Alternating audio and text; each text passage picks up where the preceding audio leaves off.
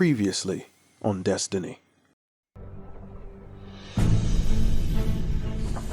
An ancient enemy pursued the traveler across the universe. Humanity faced extinction. But the traveler made a choice. Its sacrifice destroyed its ancient enemy and brought life to the ghosts. I am a ghost. More importantly, I'm your ghost. The collapse.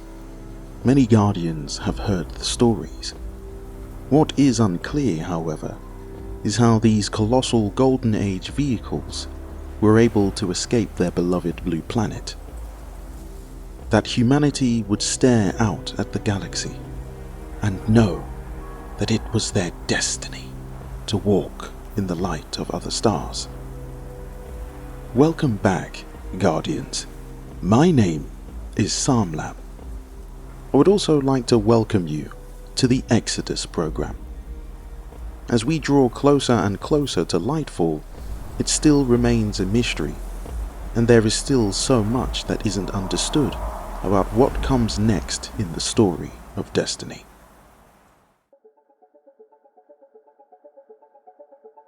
So, what lies just beyond the outer edge of the Sol system?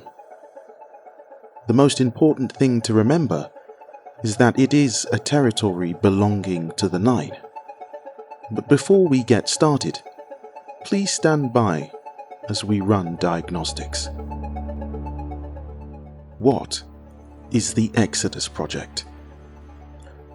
The aforementioned Exodus program was a Golden Age project designed to send human colonists outside the Sol system. One of the main Exodus program launch sites for colony ships was located at the Cosmodrome.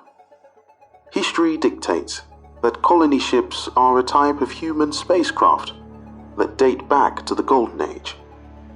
These vehicles were designed to transport colonists and equipment required for planetary colonization from Earth to the destination world. These vessels were used for the Exodus program during early moments of the first collapse. Now, this certainly adds up, but why the sudden need to push for colonization on other planets?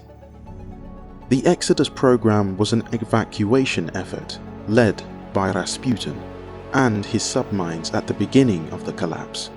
All Exodus ships were part of this program.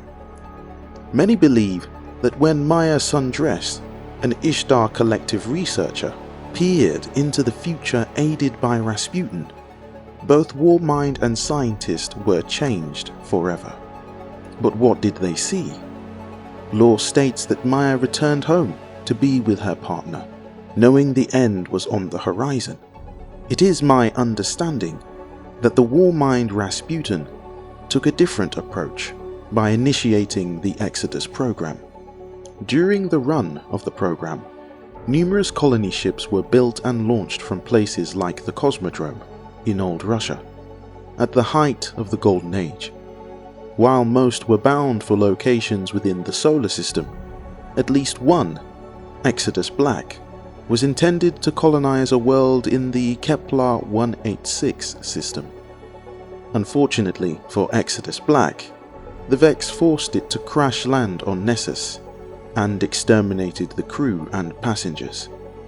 Only its onboard AI, Failsafe, survived the tragedy and would be encountered by Guardians 500 years later.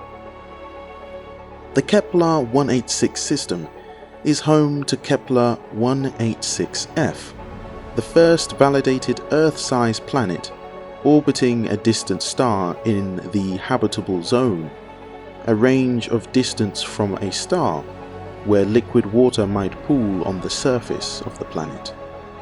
Sadly, during the collapse, humanity was forced to defend the Cosmodrome and the colony ships against a fleet of pyramids.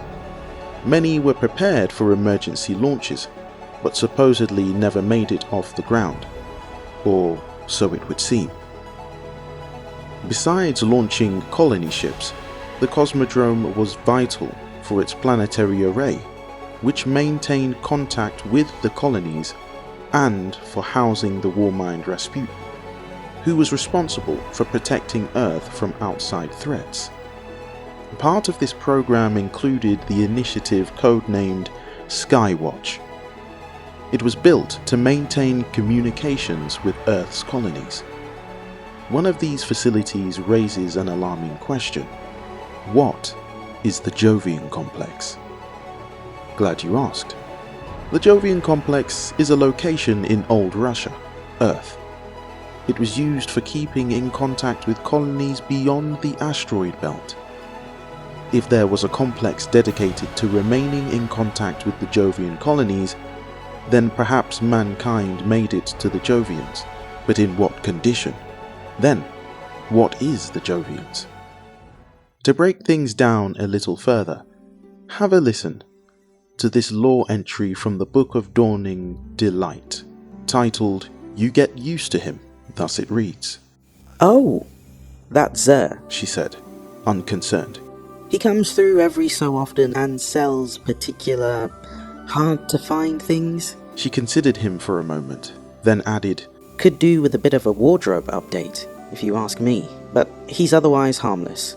"What is he?" I asked. "I've never seen a creature like that before."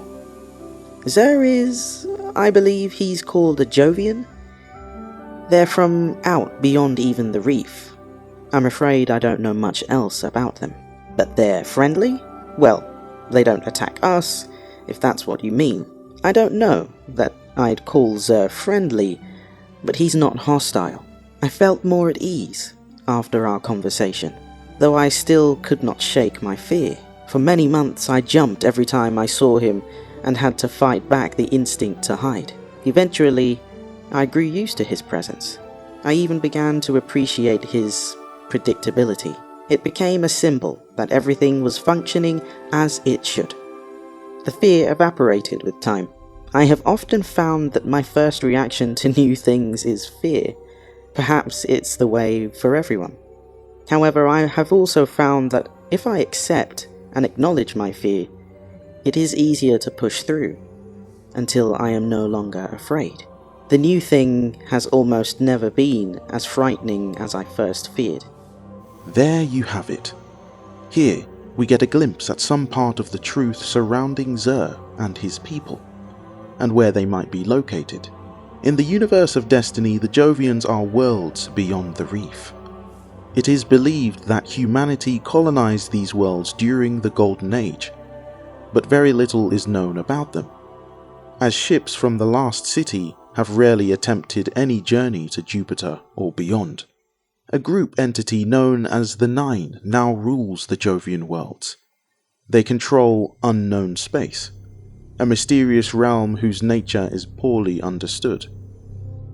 Throughout Destiny lore, there are tales, myths, and legends about space beyond our own.